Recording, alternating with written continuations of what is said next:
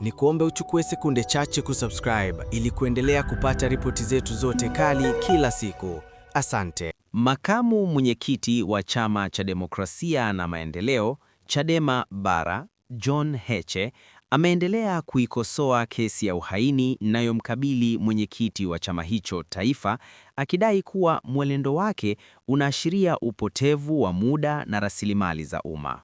Akizungumza Februari 16, 2026 baada ya kuahirishwa kwa shauri hilo, Heche alihoji ufanisi wa upande wa mashtaka, akieleza kuwa ushahidi unaotolewa na baadhi ya mashahidi hauonyeshi uzito wa tuhuma zinazomkabili Lissu. Mambo yaliyoibuliwa. Ushahidi wa mashahidi.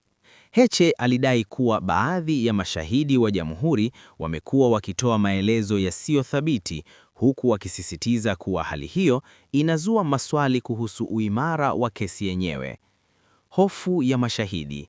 Aidha, alihoji iwapo kuna mazingira ya shinikizo au vitisho yanayoweza kuwafanya mashahidi kushindwa kuwasilisha ushahidi wao kwa uwazi na ujasiri. Hatua ya kesi.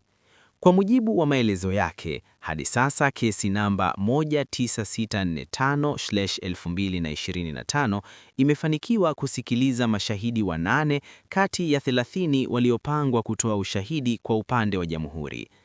Heche alinukuliwa akisema, "Huu ni upotevu wa muda wa mahakama na rasilimali za nchi. Unaona wazi mashahidi wanashindwa kusimamia wanachokisema."